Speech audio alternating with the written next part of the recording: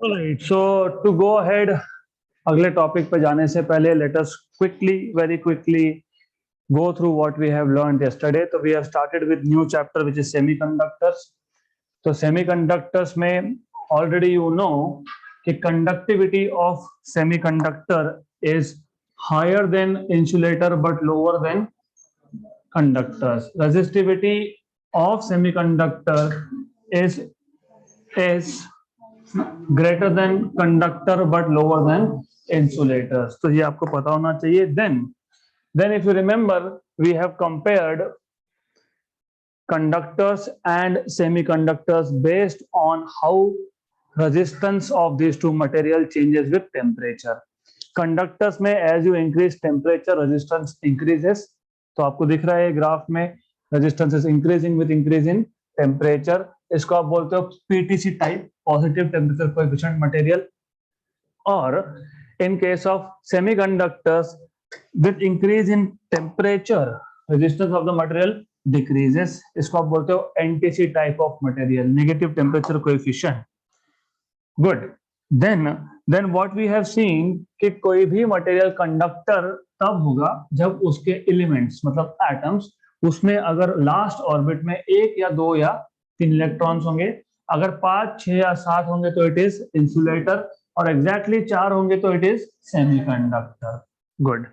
Then we have seen as I told you, अगर आप एक आइसोलेटेड एटम की बात कर रहे हो, आइसोलेटेड एटम मतलब there is no atom near to it. तो आइसोलेटेड एटम मतलब ये जो एटम है इसके आसपास में कोई और एटम नहीं है, ना आजू ना बाजू ना ऊपर ना नीचे ना आगे ना पीछे. This is just a single atom. तो इन दैट केस, इस केस में अगर पहले ऑर्बिट में 2 इलेक्ट्रॉन्स है तो इन दोनों इलेक्ट्रॉन्स का एनर्जी एग्जैक्टली सेम होगा. On to denote, to show कि ये दोनों इलेक्ट्रॉन्स का एनर्जी एग्जैक्टली सेम है, हम डिनोट कैसे करते हैं?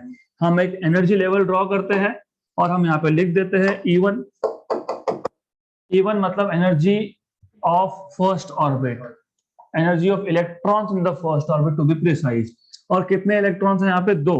तो हम इसको 2 डॉट से शो करते हैं. सो 2 डॉट्स मतलब there are 2 electrons with exactly same energy, exactly equal energy, right.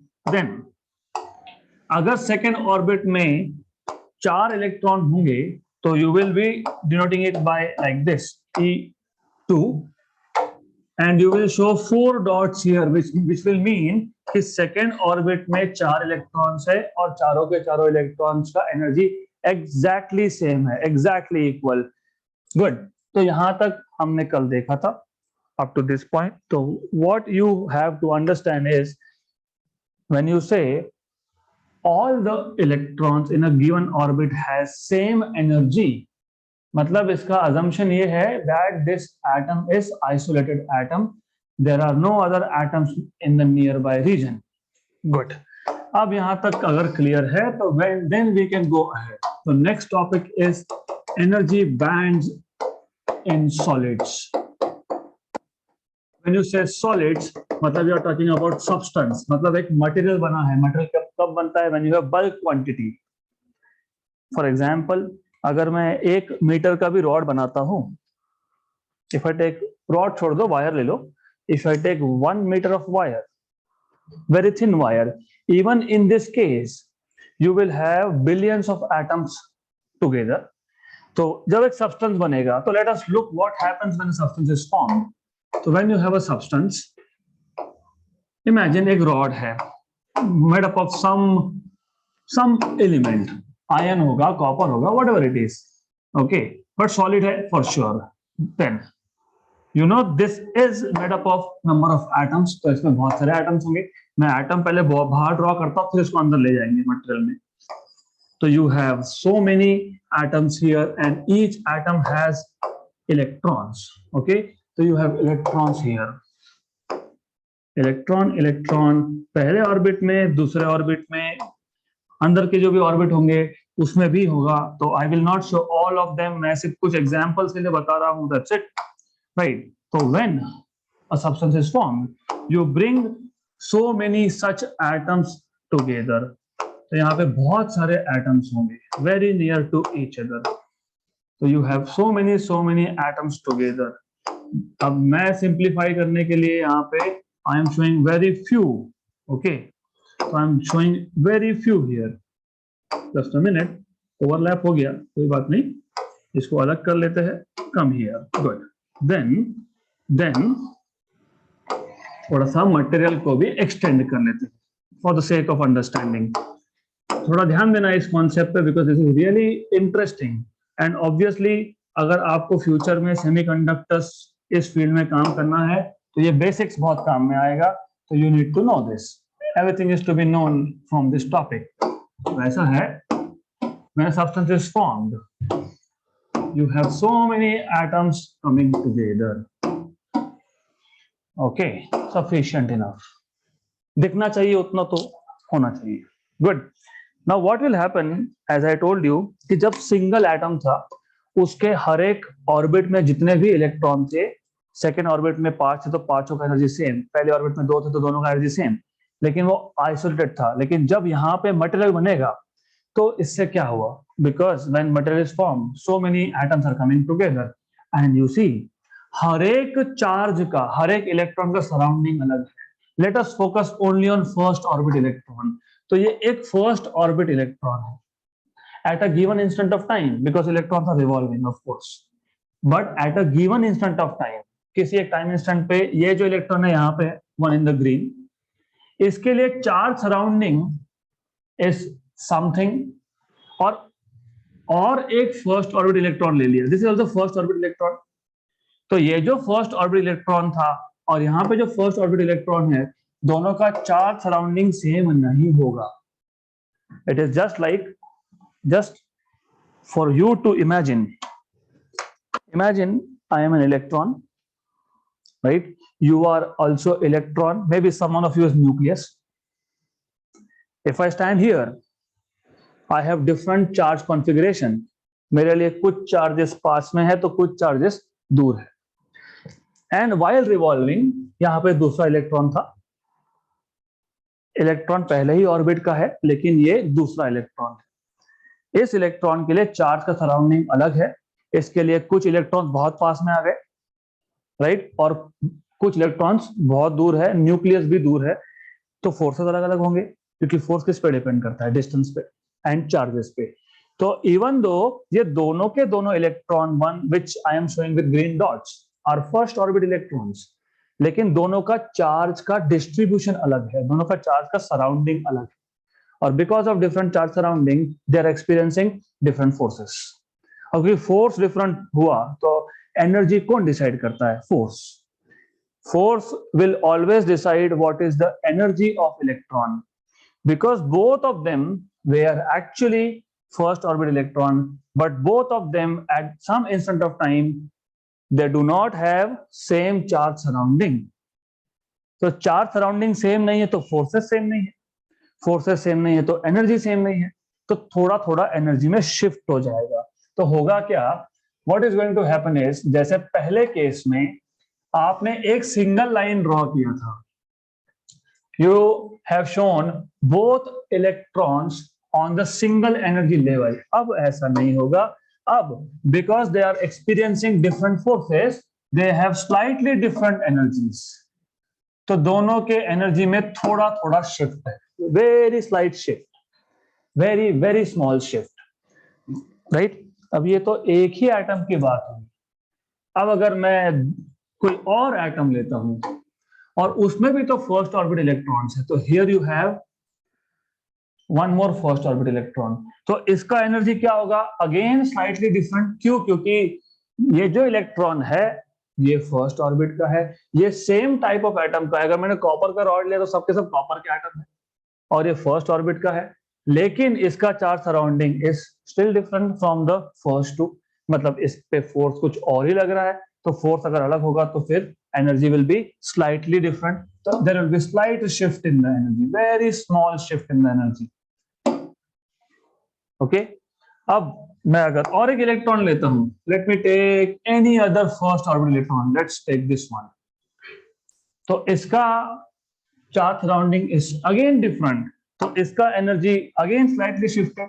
तो ऐसा अगर आप देखने गए तो हर एक फर्स्ट ऑर्बिट इलेक्ट्रॉन का, each first orbit electron has a different charge surrounding, मतलब each of this electron will have a slightly different energy, और ये सब के सारे एनर्जी कंसिडर कर लिए तो बन जाता है सेट ऑफ एनर्जीज, और इस सेट ऑफ एनर्जीज को आप बोलते हो बैंड। तो अभी तक हम बात कर रहे थे लेवल्स की, अब हम बात करेंगे बैंड्स की। तो याद रखना, आगे जाके कंडक्टिविटी अगर आपको एक्सप्लेन करना है तो you will be talking in terms of band structure. ये सिर्फ सेमीकंडक्टर के लिए एप्लीकेबल नहीं है, ये कंडक्टर्स के लिए भी है। तो you have a set of energies which will be called as energy band now, and remember ये जो energies है ये सब के सब फर्स्ट ऑर्बिट इलेक्ट्रॉन्स पे थे, तो ये जो बैंड बना इसको आप बोल सकते हो फर्स्ट बैंड। तो this is the band of energies, set of energies formed by all the first orbit electron, right? Good. So why are you getting band? It is because each of the electron, even though it is first orbit, but it has a different charge surrounding. Book में लिखने का तरीका अलग अलग होता है। Some books will say each of them will have different charge surrounding, hence the forces are different, hence the energy is different, hence each of this electron will have nearly equal but slightly shifted energy levels. Some books will say shielding effect. What do you mean by shielding effect? देखो ऐसा है, जब material बनता है ना तो it is so congested कि ये जो इलेक्ट्रॉन है ये है किसी और एटम का, ये ट्राई करता है इंटरैक्ट करने का किसी और न्यूक्लियस के साथ, राइट राइट। तो बट क्या होगा, ये बीच में आ गया गलती से अगर, तो उसको शील्ड करेगा, ब्लॉक करेगा, राइट। तो अगर शील्डिंग हुआ, ब्लॉकिंग हुआ, मतलब पॉजिटिव चार्ज और नेगेटिव चार्ज का इंटरेक्शन नहीं हुआ, और पॉजिटिव चार्ज और नेगेटिव चार्ज का इंटरेक्शन क्या डिसाइड करता है, फोर्स, फोर्स का डिसाइड करता है एनर्जी, तो एनर्जी विल बी डिफरेंट। तो this is what it is called as shielding effect, simple language में बोलते हैं शील्डिंग इफेक्ट। तो अगर सारे के सारे फर्स्ट ऑर्बिट के इलेक्ट्रॉन्स एक बैंड स्ट्रक्चर बना सकते हैं तो सेकेंड ऑर्बिट के क्यों नहीं बना सकते? तो for the case of second orbit के जितने भी इलेक्ट्रॉन्स होंगे, जैसे ये एक हो गया, राइट, तो same story will repeat, same. तो आप बोलोगे सेकेंड ऑर्बिट का हर एक electron, each electron from the second orbit have a different charge surrounding and will have slightly different energy, and then क्या होगा, ये सारे के सारे सेकेंड ऑर्बिट के जो इलेक्ट्रॉन्स है they will form a band which will be called as energy band of second orbit. तो ये बन गया सेकेंड बैंड। तो नाउ जब तक आइसोलेटेड एटम था हम एनर्जी लेवल्स की बात कर रहे थे। फर्स्ट लेवल मतलब energy corresponding to first orbit electrons, second level मतलब energy level corresponding to second orbit electrons. Now when a substance is formed, you have billions of atoms coming together, there is each of this charge has different energy, hence energies are shifted. Now you talk about bands. So first band मतलब set of energy is possessed by first orbit electrons, second band मतलब set of energy is possessed by second orbit electrons. ये हमारे काम के नहीं है दोनों, समझने के लिए ठीक, लेकिन हमारे काम के नहीं है। क्यों? मैंने कल बताया था कि क्रॉस क्यों किया है इसको। कोर मतलब न्यूक्लियस, और अंदर के जो फील्ड ऑर्बिट्स होते हैं वो कंडक्शन के लिए हमारे किसी काम के नहीं होते। कौन होता है काम का? वैलेंस। यस। तो जैसे फर्स्ट ऑर्बिट के इलेक्ट्रॉन्स ने बैंड स्ट्रक्चर बनाया, सेकेंड ऑर्बिट के इलेक्ट्रॉन्स ने बैंड स्ट्रक्चर बनाया, तो लास्ट ऑर्बिट के इलेक्ट्रॉन को किसने रोका है? वो भी बैंड स्ट्रक्चर बनाएंगे, valence band. So that will be called as valence band. So set of energies possessed by valence electrons या फिर electrons from the last orbit is called as valence band. Clear? Good. Now to understand how semiconductors work, how conductors work, valence band तो minimum requirement है, क्योंकि पहले first orbit, second orbit band ये हमारे काम के नहीं है। हमारे काम का कौन है? वैलेंस और इसके ऊपर वाला।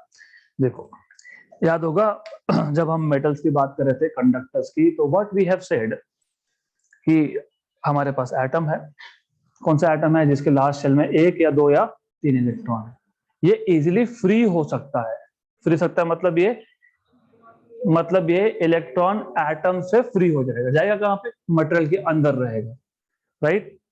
तो valence electrons can acquire energy, absorb energy and become free, and when they become free they are available for conduction and then they are called as conduction electrons, right? अब ये जो सिचुएशन मैंने बताया इस डायग्राम में, अभी तक मैंने एक भी इलेक्ट्रॉन को फ्री नहीं दिखाया है, राइट? जब एक भी इलेक्ट्रॉन फ्री नहीं है तो कंडक्शन होगा क्या? नहीं होगा। Very good. तो अब जो बैंड बनेगा, जो कंडक्शन बैंड बनेगा वो होगा एम्प्टी। एम्प्टी क्यों? क्योंकि अभी तक none of this is free. तो none of the electron is free मतलब कंडक्शन इलेक्ट्रॉन है ही नहीं। जब कंडक्शन इलेक्ट्रॉन नहीं है तो फिर कंडक्शन बैंड में एक भी एनर्जी लेवल नहीं है, तो इसको आप बोलते हो कंडक्शन बैंड इज फ्री। तो कंडक्शन बैंड का फ्री होना मतलब अभी तक material is not in a state to conduct electricity because none of the electron is free. Good. अब होगा क्या? अब होगा ये कि when you start giving this some energy maybe in the form of heat, तो जो वैलेंस इलेक्ट्रॉन्स है, valence electrons they start becoming free. Valence electron free हो गए मतलब अभी उनको क्या नया नाम दोगे? Conduction electrons. Very good. तो at a given instant of time, remember ये अच्छे से समझ लो, कंडक्शन इलेक्ट्रॉन फ्री तो हो गए but they are moving here and there, क्योंकि मटेरियल में थर्मल एनर्जी है ना उनके पास। एनर्जी आपके पास पैसा आके बैठते हो कि आप नहीं जाओगे, ये लोगे वो लोगे वो लोगे, जब खत्म हो गया तो चुपचाप आके बैठ जाओगे। तो वही सिचुएशन है, अभी एनर्जी है, क्या करेगा? घूमेगा। तो घूमेगा मतलब यहाँ हुआ कहीं तो होगा। हम कब देख रहे हैं? हम at a given instant of time देख रहे हैं। At a given instant of time freeze कर दिया आपने, फोटो ले लिया इसका, फ्रीज कर दिया, ये है at a given instant of time, यहाँ पे है ये इलेक्ट्रॉन। वापस से वही कॉन्सेप्ट, ये कंडक्शन इलेक्ट्रॉन का charge surrounding is something else. फिर कोई और इलेक्ट्रॉन होगा यहाँ पे, इसका charge surrounding is something else. यहाँ पे कोई और होगा, इसका भी समथिंग एल्स। मतलब ये कंडक्शन इलेक्ट्रॉन भी क्या बना लेंगे? अपना बैंड बना लेंगे। इनकी भी गैंग बन जाएगी एक, है ना? They also have a gang, right? तो they have band, right? Good. This is what you need to understand at the first place. So first orbit electrons make up a band which is called as first band. Second orbit electrons का जो energy का set होता है second band. Valence orbit के जो electrons होते हैं उसका जो बैंड होता है that is called as valence band. And conduction band मतलब फ्री इलेक्ट्रॉन्स का जो एनर्जी का सेट होता है that is called as conduction band. Normally ये इतना फुल तो होता नहीं है बिकॉज ओनली फॉर कंडक्टर्स. मैं बताता हूं डिफरेंस क्या है. अब तक आपने, गोइंग बैक हियर, अब तक आपने कंडक्टर्स को स्पेसिफाई किया था इन terms of values of conductivity and resistivity. अब आप स्पेसिफाई करोगे इन terms of difference between valence band and conduction band. तो अब इमेजिन, मैं दोनों बैंड्स ड्रॉ कर देता हूं. Let me draw this band structure. तो ये हो गया valence band, this is valence band. और एक लेते हैं कंडक्शन बैंड. तो ये चीज याद रखना, कंडक्शन बैंड किससे बना? Free electrons. फ्री इलेक्ट्रॉन्स पहले कहां थे? वैलेंस ऑर्बिट मतलब वैलेंस बैंड में थे. This is very important to understand. यही वैलेंस इलेक्ट्रॉन्स है जिसने वैलेंस बैंड बनाया. यही वैलेंस इलेक्ट्रॉन्स फ्री हो गए, उन्होंने कंडक्शन बैंड बनाया.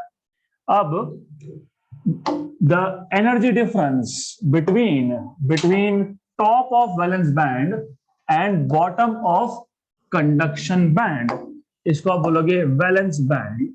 The energy difference between top of valence band and bottom of conduction band, इसको आप बोलते हो forbidden energy gap. Forbidden energy gap, या फिर इसको और एक नाम है, इसको बोलते हैं बैंड गैप. तो ये जो फॉरबिडन एनर्जी गैप या फिर बैंड गैप या फिर energy gap, it will decide property of a material. तो डिपेंड करेगा कि व्हाट इज द गैप। तो अब इसके आगे हम कंडक्टर्स को, हम सेमीकंडक्टर्स को और इंसुलेटर्स को, we will not categorize on the basis of values of conductivity and resistivity, but we will categorize them based on the band gap. Very obvious, very very obvious. Conduction के लिए हमेशा free electron चाहिए और normally conductors में हमेशा free electron होते हैं ना, always always, more or less always, even at very low temperatures there are free electrons in metal so that they can conduct. इसका मतलब आप क्या बताओगे? इसका मतलब जब आपको कैटेगराइज करना है तो इन केस ऑफ कंडक्टर्स याद रखना, in case of conductors there is no gap between valence band and conduction band. In fact, valence band is overlapping with conduction band to some extent. मैंने इसलिए पहले ही बताया, listen to the words very carefully, वही valence electrons है जो free होते हैं और बाद में क्या करते हैं? कंडक्शन। मतलब वैलेंस इलेक्ट्रॉन्स ही कंडक्शन इलेक्ट्रॉन्स है इन शॉर्ट। तो valence band and conduction band is overlapping. तो in case of conductors, conduction band और वैलेंस बैंड आर ओवरलैपिंग, मतलब at any temperature you have free electrons, and when you have free electrons मतलब the material will conduct. अब what happens in case of insulators, bad conductors के case में क्या होगा? Bad conductors के case में ये जो एनर्जी डिफरेंस है, मतलब बैंड गैप है, देखो करना क्या है, basics should be very very clear. Ultimately आपको वैलेंस इलेक्ट्रॉन को फ्री करना है, that's it. Valence electron free होगा तब जाके कंडक्शन करेगा, और वैलेंस इलेक्ट्रॉन तब फ्री होगा जब कंडक्शन बैंड और वैलेंस बैंड में डिफरेंस, मतलब बैंड गैप, या तो नहीं हो या तो कम हो। अब इंसुलेटर के केस में क्या होता है? इन केस ऑफ इंसुलेटर, ये जो कंडक्शन बैंड है और ये जो वैलेंस बैंड है, इसमें बैंड गैप होता है बहुत ज्यादा, extremely large. How much? Greater than 3 electron volt. और याद रखना, हम यहाँ पे नॉर्मली सेमीकंडक्टर्स की जब बात करते हैं तो energy is always mentioned in electron volt and not joules. But you should know how to convert from eV to joule. What is the conversion factor? Electron volt से जूल में जाना होगा तो क्या करोगे? इलेक्ट्रॉन वोल्ट को joule में convert करना है तो क्या करते हैं हम? कुछ नहीं करते, बहुत सिंपल है। V को अलग कर दो, E की वैल्यू डाल दो, 1.6 × 10⁻⁹।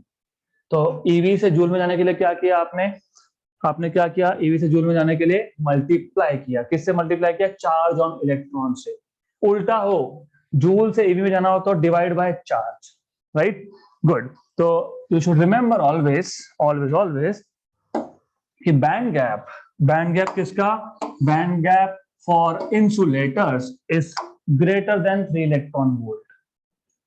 एंड आपको कल का लेक्चर याद होना चाहिए, मैंने ये बताया था कि इंसुलेटर में जब 5 या 6 या 7 इलेक्ट्रॉन्स होते हैं तो they are tightly bound to the nucleus, and since they are tightly bound to the nucleus, a large amount of energy is required to make them free. आ गया वही लार्ज बैंड गैप। मतलब अगर आपको valence band से electrons conduction band में ले जाने हैं, मैं वापस एक बार बोल रहा हूँ, वैलेंस बैंड के ही इलेक्ट्रॉन्स है जो कंडक्शन करते हैं। मतलब अगर आपको वैलेंस इलेक्ट्रॉन्स को फ्री करना है, मतलब वैलेंस इलेक्ट्रॉन्स को कंडक्शन बैंड में लेके जाना है। तो सेमीकंडक्टर्स, इंसुलेटर्स और सॉलिड्स मतलब अपना कंडक्टर्स, इसमें क्या डिफरेंस है? कंडक्टर्स के केस में you directly have overlapping of valence band and conduction band, मतलब at any temperature greater than 0 degree Celsius you always have free electrons होना मतलब वैलेंस बैंड के इलेक्ट्रॉन फ्री हो गए, मतलब वैलेंस बैंड और कंडक्शन बैंड ओवरलैप है, correct? अब इसलिए कंडक्शन करता है, ओवरलैप होना मतलब फ्री इलेक्ट्रॉन्स अवेलेबल है। कंडक्शन कब नहीं होगा? जब फ्री इलेक्ट्रॉन नहीं होंगे। फ्री इलेक्ट्रॉन नहीं होंगे। क्यों नहीं होंगे? क्योंकि इंसुलेटर में क्या था, 5 या 6 या 7 इलेक्ट्रॉन्स कहाँ पे थे, वैलेंस ऑर्बिट में थे। और प्रॉब्लम क्या था, they were tightly bound. Tightly bound मतलब large amount of energy required, इसलिए यहाँ पे कंडक्शन बैंड और वैलेंस बैंड का गैप क्या दिखाया है आपने, ज्यादा दिखाया है। मतलब a very high amount of energy will be required to make the electrons free. Valence electrons को फ्री करने के लिए बहुत ज्यादा एनर्जी लगने वाला है।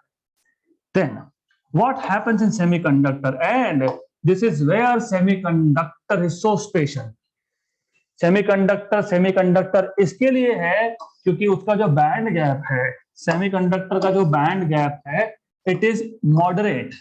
मॉडरेट मतलब इन बिटवीन। तो सेमीकंडक्टर का जो बैंड गैप है, it is greater than 0 and less than 3 eV। तो band gap of semiconductors is greater than 0 but less than 3 eV.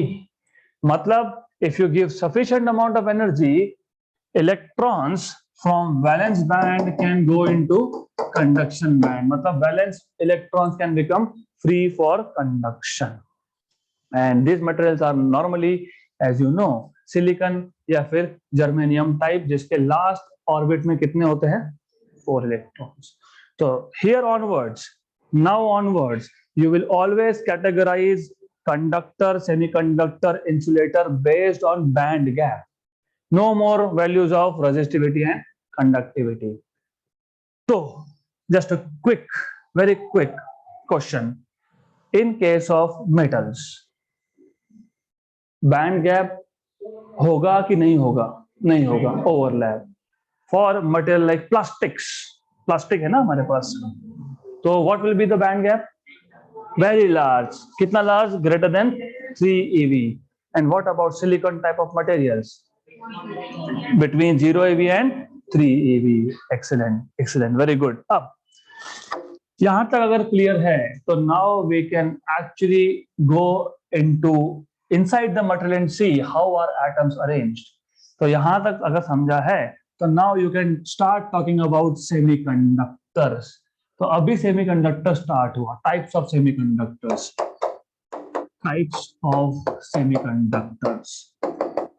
अब ऐसा है, there are 2 types of semiconductors. एक जिसको आप बोलते हो इंट्रिंसिक। इंट्रिंसिक सेमीकंडक्टर मतलब pure semiconductor. A semiconductor in its purest form is called as intrinsic semiconductor. पता ना प्योर यार मतलब वो ऐड देखा होगा आपने, क्या डेटॉल का ऐड था, पता नहीं मुझे डेटॉल था कि लाइफ बॉय था, वो उससे हाथ धोने के बाद वो 2% जर्म्स रह जाते हैं, है ना? इसमें वो भी नहीं रहना चाहिए। सो प्योर मतलब पूरा का पूरा मटेरियल में एक ही टाइप का एटम होगा। सिर्फ सिलिकॉन तो सिर्फ सिलिकॉन, बाकी कुछ नहीं, राइट? तो इंट्रिंसिक सेमीकंडक्टर मतलब प्योर सेमीकंडक्टर। अब नॉर्मली 2 टाइप के semiconductors are widely used, at least as far as your level is concerned, क्योंकि हम बेसिक से स्टार्ट कर रहे हैं अभी, तो बेसिक से पता होना चाहिए। हम सिलिकॉन या जर्मेनियम की बात करेंगे। अभी आप जो यूज करते हो ये ट्यूबलाइट भी एलईडी है, this is also semiconductor, but that is little complicated. हम वो नेक्स्ट ईयर 12th में देखेंगे। For the time being let's focus on basics. तो बेसिक्स मतलब यहाँ पे जो हम सेमीकंडक्टर की बात कर रहे हैं, pure semiconductor, we will talk about silicon और जर्मेनियम।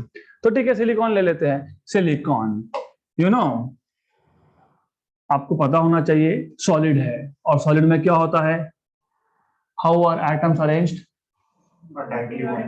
Proper order, right? तो अब wait a minute, मैं ये डमी लाइंस ड्रॉ कर रहा हूं, which I will delete later. I will delete all this, but just a minute. मुझे थोड़ा सा proper ordering देने दो, फिर हम इसको हटा देंगे। So पहले हम समझ लेंगे how are atoms arranged inside a material, and then we will talk about semiconductor. Now ये आ गया आपका, this is how, because this is really important, ये बहुत जरूरी है। You need to know how they're arranged. अब ये डमी लाइंस का काम खत्म। Okay, this is how they are arranged.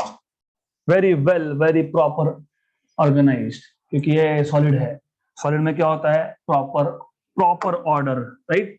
और कौन से आपने एटम लिए, सिलिकॉन, इंट्रिंसिक, प्योर, तो each of them is silicon, ये सारे के सारे है सिलिकॉन। और what is the valency of silicon,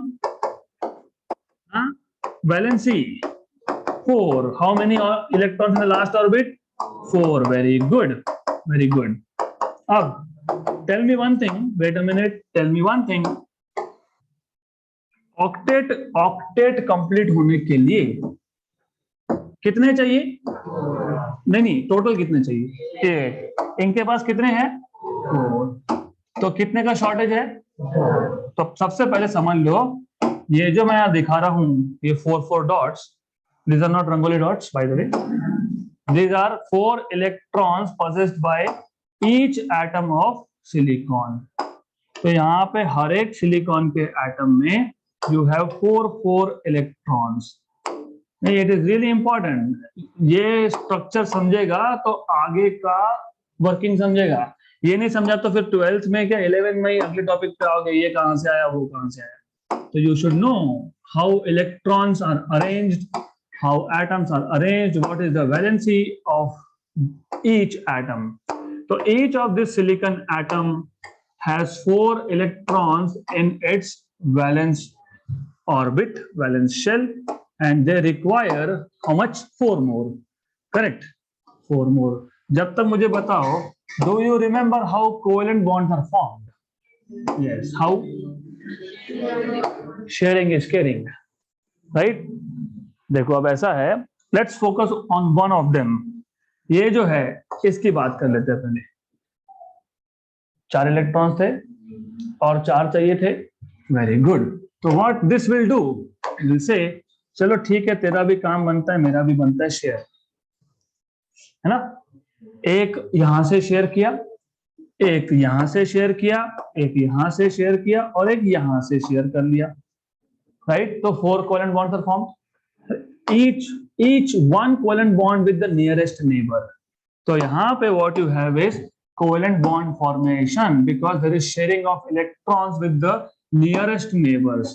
तो जो nearest neighbor होंगे उसके साथ बनेगा covalent bond। और ये जो covalent bond बनता है, ये जो स्ट्रक्चर बन गया ऐसा ऐसे ऐसे हर जगह पे होंगे, तो you will have this kind of structure everywhere। क्योंकि हर एक सिलिकॉन का एटम अपने अपने नेबर के साथ, अपने अपने 4 नियरेस्ट नेबर के साथ क्या कर रहा है, इलेक्ट्रॉन का शेयरिंग कर रहा है। इलेक्ट्रॉन का शेयरिंग हो तो क्या बन गया, कोवेलेंट बॉन्ड फॉर्म हो गए, वेरी गुड। तो ये जो स्ट्रक्चर बना इसको हम बोलते हैं क्रिस्टल स्ट्रक्चर ऑफ सिलिकॉन। तो this structure is called as crystal structure of silicon. ये स्ट्रक्चर है crystal structure of silicon. Just a minute, थोड़ा टाइम लगता है लेकिन अच्छे से समझ में आएगा, इसके लिए जरूरी है, कुछ छूट नहीं गया, नहीं तो लुक्स वेरी गुड। अब looks very good and also we need it later also. तो एक काम करता है, इसको मैं डुप्लीकेट करके रख देता हूं, वेरी गुड, ओके फाइन। तो अब ये है प्योर सेमीकंडक्टर जिसको आप बोलते हो इंट्रिंसिक। इंट्रिंसिक मतलब only one type of atoms silicon, and ये ग्रीन कलर के जो लाइंस दिख रहे हैं they are covalent bonds. And this is a situation, this is silicon crystal structure at 0 degree Celsius. क्यों 0 डिग्री सेल्सियस में, you see now think in terms of band structure. Band structure यहाँ पे ऐसा है कि valence band is completely filled. क्यों completely field, क्योंकि valence band किसने बनाया था, वैलेंस ऑर्बिट के इलेक्ट्रॉन्स ने। 0 डिग्री सेल्सियस पे सराउंडिंग में हीट है क्या, नहीं। अगर हीट नहीं है तो वैलेंस इलेक्ट्रॉन फ्री होगा क्या, नहीं, वेरी गुड। मतलब ऐसा है कि at 0 degree Celsius you do not have any free electron, एक भी इलेक्ट्रॉन नहीं है यहाँ पे। कहाँ पे, कंडक्शन बैंड में। तो conduction band is completely empty whereas valence band is completely filled. So this is the situation at 0 degrees Celsius. Good. Then metal conduct करेगा क्या? नहीं.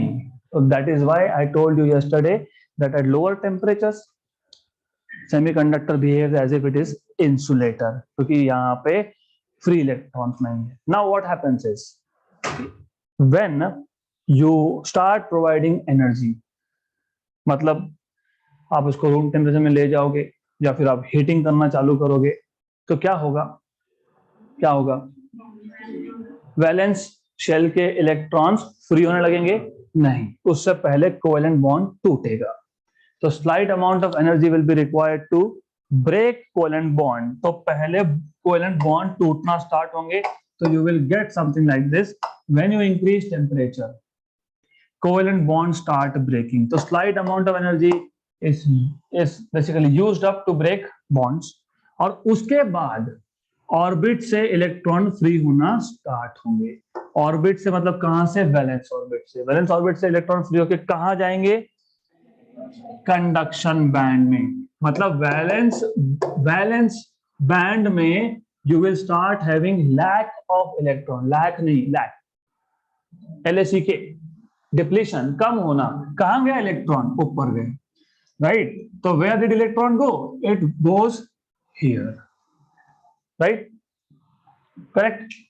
मतलब इलेक्ट्रॉन फ्री हुआ, एक इलेक्ट्रॉन फ्री हुआ तो एक यहाँ पे इलेक्ट्रॉन कम हो गया, उसको बोलते हैं hole. This is called as hole. और दो इलेक्ट्रॉन फ्री हुए तो दो होल्स. और कहां गए इलेक्ट्रॉन्स? कंडक्शन बैंड में. Now you have electrons in conduction band and holes in valence band, correct? which means now you will have conductivity, you will have current. Clear and very obvious.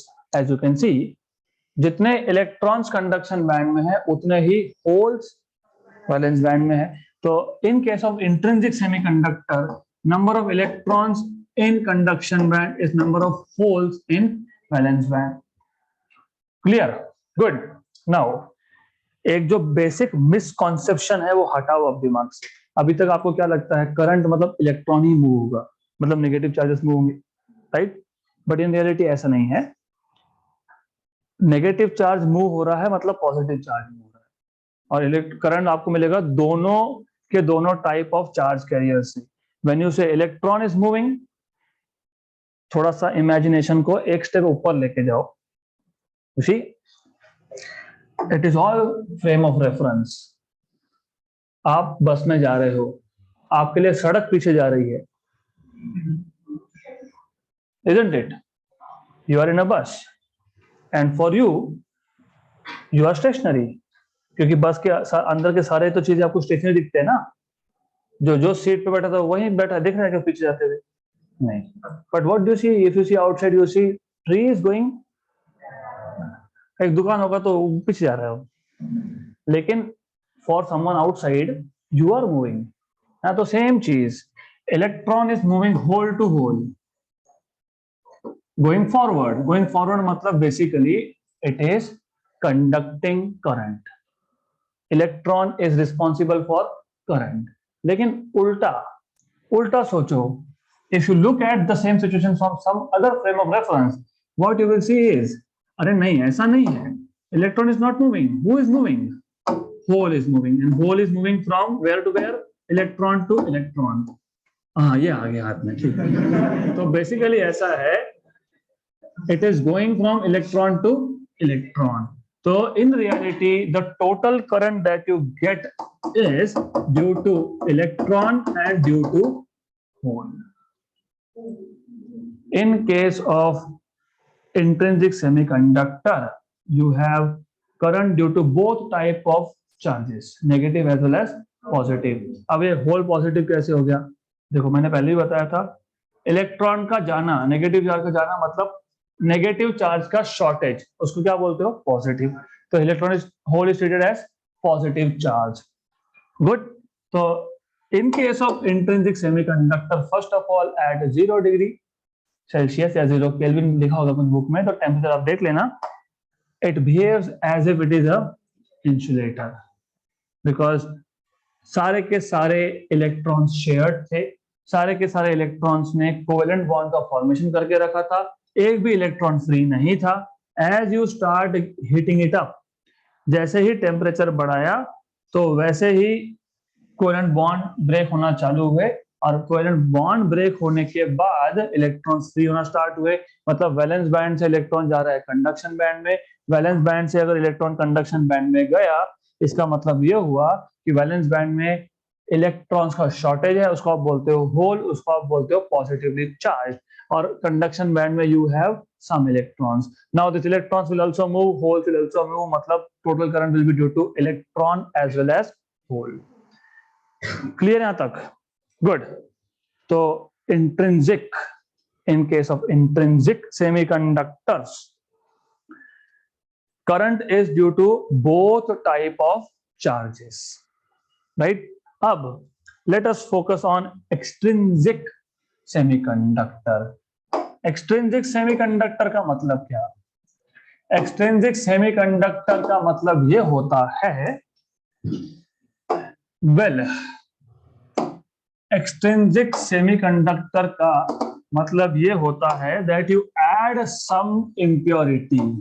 अब ऐसा क्यों करना है पहले वो समझ लेते हैं, है ना? You will say कि अरे यहाँ तो ठीक है ना, टेम्परेचर थोड़ा बढ़ाने के बाद हमको करंट मिल ही रहा है, तो फिर मैं क्यों अननेसेसरी इसमें इम्प्योरिटी ऐड करूं? तो you need to understand first of all, ये जो इंट्रिंसिक सेमीकंडक्टर है, इवन दो आप इसको रूम टेम्परेचर पे ऑपरेट कर रहे हो, लेकिन जितने यहाँ पे इलेक्ट्रॉन्स फ्री हुए, they are very small number, and very small number of free electrons मतलब वेरी स्मॉल करंट, और वेरी स्मॉल करंट, इतना स्मॉल करंट कि वो आपके मोबाइल फोन को भी चला नहीं सकता, सो स्मॉल करंट. सो इंट्रिंसिक सेमीकंडक्टर में जो करंट आता है, it is so small that it is basically not useful for any kind of practical application. You cannot even use small calculators with that. लगा होता है कैलकुलेटर पे एक chip लगा होता है, देखा होगा कभी, राइट? फिर आप बोलते हैं इसमें बैटरी की जरूरत नहीं पड़ती यार, क्योंकि वो सोलर पैनल है उसके ऊपर. वो किससे बनता है? सेमीकंडक्टर से बनता है. लेकिन कौन से? इंट्रिंसिक से नहीं बनता, क्योंकि इंट्रिंसिक लगाया होता तो then you have so small a current that current is practically it is not useful, है ना? तो इसके लिए हम क्या करते हैं? We start putting some impurities, इसको आप बोलते हो extrinsic और impure semiconductor. और extrinsic impure, इसमें दो टाइप आते हैं. इसमें आता है एक N टाइप सेमीकंडक्टर. अब इसको N टाइप क्यों बोलते हैं समझेंगे बाद में, समझेगा हमको ये, पर पहले समझ लो कि what are you doing here? You are putting impurities here. मतलब यहाँ पे जो सिलिकॉन के एटम है, इसमें से some silicon atoms will be now replaced with parasites. You know what is parasite? Odd man out. Replace it with some other type of atom. Right? अब दो चॉइस है आपके पास. एक, या तो आप ट्राइवेलेंट इंप्योरिटी डाल सकते हो. ट्राइवेलेंट मतलब ऐसा इंप्योरिटी जिसके लास्ट शेल में 3 इलेक्ट्रॉन्स होंगे. या फिर आप पेंटावेलेंट इंप्योरिटी डाल सकते हो. पेंटावेलेंट मतलब जिसके लास्ट शेल में 5 इलेक्ट्रॉन्स होंगे, राइट? तो one of those type is arsenic. तो यू हैव आर्सेनिक. अब होगा क्या, मैं थोड़ा सा यहाँ पे चेंज कर रहा हूं. मैं फिलहाल तो फॉर द टाइम बीइंग मैंने एक ही इंप्योरिटी दिखाया है, जस्ट वन. ओके, तो here you have this green dots मतलब इलेक्ट्रॉन्स ऑफ आर्सेनिक. कितने थे लास्ट शेल में? 5. ये कितने हैं? 4. पांचवा कहाँ गया? पांचवा यहीं पे है. कहाँ पे है? वैलेंस ऑर्बिट में है. लेकिन उसमें से शेयरिंग कितनों का हुआ? 4 का. मतलब कोवेलेंट बॉन्ड किसने बनाया? 4 ने. पांचवा फ्री नहीं है, लेकिन कोवेलेंट बॉन्ड में फॉर्मेशन में गया नहीं, राइट? क्लियर? अब द क्वेश्चन हियर इज कि क्या हम किसी भी टाइप का पेंटावेलेंट इंप्योरिटी ले सकते हैं क्या? Any pentavalent? क्योंकि ऐसे तो बहुत सारे है ना पीरियोडिक टेबल में जिसका 5 वैलेंसी है. कुछ भी ले सकते हैं कि नहीं? There are conditions. Number 1, it should be solid. It should be in solid form. Number two, ये जो आप यहाँ पे प्रॉब्लम सी, अगर आपको ये टॉपिक अच्छे से समझना है तो पहले तो प्रॉब्लम को समझो. प्रॉब्लम ये था इंट्रिंसिक में, अगर आपको करंट चाहिए तो आपको इलेक्ट्रॉन्स को वैलेंस बैंड से कंडक्शन बैंड में प्रमोट करना पड़ेगा, और वैलेंस बैंड से कंडक्शन बैंड में इलेक्ट्रॉन जाने के लिए पहले कोवेलेंट बॉन्ड ब्रेक होगा. कोवेलेंट बॉन्ड ब्रेक होने के बाद एनर्जी जाएगा इसको, इलेक्ट्रॉन को. फिर इलेक्ट्रॉन फ्री होगा ऑर्बिट से, मतलब वैलेंस बैंड से कहां जाएगा? कंडक्शन बैंड में जाएगा. अब that is the problem here, that is why electrons are not getting freed up so easily. तो ये प्रॉब्लम है कि यहाँ पे हमको अगर करंट चाहिए तो वैलेंस बैंड से कंडक्शन बैंड में आपको इलेक्ट्रॉन लेके जाना पड़ेगा. फिर हमने क्या किया? we humans are also smart. हमने ये तो बहुत प्रॉब्लम हो गया अब, क्योंकि अभी इसको तो हम हाई एनर्जी लगेगा, फिर भी स्मॉल करंट मिलेगा, तो फिर अभी क्या करेंगे? फिर हमने इम्प्योरिटी डाल दी. इम्प्योरिटी ऐसा सिलेक्ट किया है कि इम्प्योरिटी का जो वैलेंस लेवल है ना, इसमें भी वैलेंस ऑर्बिट सिलिकॉन में होगा तो उसमें भी होगा, उसका जो वैलेंस ऑर्बिट है it is just below conduction band of host material. Host कौन था? Silicon, right. और ये जो लेवल है ये किसका है? इम्प्योरिटी का लेवल है, तो इसको बोलते हो आप इम्प्योरिटी लेवल. और इम्प्योरिटी को यहाँ पे एक स्पेशल नाम है जिसको बोलते हो डोपेंट. तो adding the process of adding impurity to the host material is called as doping, and the impurity atom is called as dopant. तो जो आर्सेनिक है पेंटावेलेंट, इसको क्या बोलेंगे? डोपेंट. और ये पेंटावेलेंट, रिमेंबर. गुड. तो ये लेवल किसका हो गया? इम्प्योरिटी का लेवल हो गया, तो इसको मैं आयल बोल दूंगा, या फिर मैं इसको बोल दूंगा डोपेंट का लेवल आयल. अब इमेजिन, यू सी, ये जो डोपेंट था, जो पेंटावेलेंट था, इसके 4 इलेक्ट्रॉन शेयर हुए थे. 5वां कहाँ है? 5वां अभी भी वैलेंस ऑर्बिट में है, फ्री नहीं हुआ. मतलब कहां है? मतलब यहां है. करेक्ट. अब कंपेयर करो, करंट चाहिए था इंट्रिंसिक में, तो इलेक्ट्रॉन को कहां से कहां लेके जाना था? वैलेंस से कंडक्शन. गैप ज्यादा है यहां पे इमेजिन सबसे पहले क्या होगा? सबसे पहले when you give even a little bit of heat, सबसे पहले क्या होगा?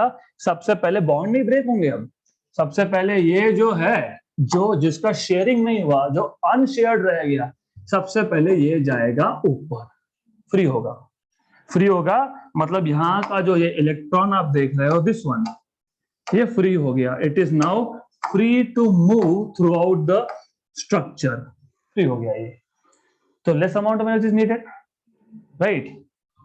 Then see, arsenic, pentavalent impurity, dopant atom, इसने क्या डोनेट किया? इलेक्ट्रॉन डोनेट किया. तो इसको डोनर इम्प्योरिटी भी बोलते हैं, because it donates electron for conduction. Hence this impurity, pentavalent impurity, is called as donor impurity. अब एक बार डोनर के जितने भी इलेक्ट्रॉन्स थे जो अनशेयर्ड थे वो फ्री हो गए. उसके बाद एक बार ये अनशेयर्ड इलेक्ट्रॉन्स फ्री हो गए, इसके बाद क्या होगा?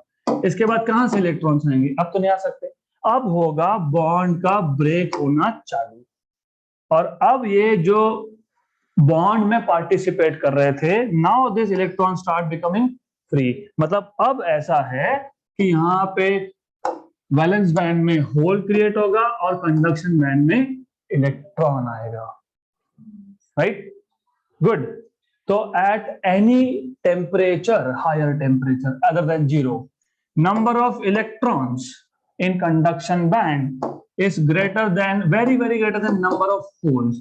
क्योंकि यहाँ पे कंडक्शन बैंड में इलेक्ट्रॉन दो रीजन से आ रहे हैं. एक तो जो इम्प्योरिटी है उसका आ रहा है, और एक वैलेंस बैंड से प्रमोट होके ऊपर जा रहा है. तो you see, you have very less number of holes and more number of electrons. कहाँ पे? कंडक्शन बैंड में। गुड। तो यहाँ पे करंट इज प्रीडोमिनेंटली बिकॉज यहाँ पे करंट क्यों था? Because of electron and hole. यहाँ पे ज्यादा कौन है? इलेक्ट्रॉन। तो मैक्सिमम करंट कहां से आ रहा है? इलेक्ट्रॉन। तो होल का करंट नेग्लिजिबल है, राइट? इलेक्ट्रॉन का चार्ज क्या? नेगेटिव। अब समझ में आया इसको एन टाइप क्यों बोला है? Because your conductivity is due to negative type of charges, electrons. Clear? Okay, तो बाकी का टू बी कंटिन्यूड।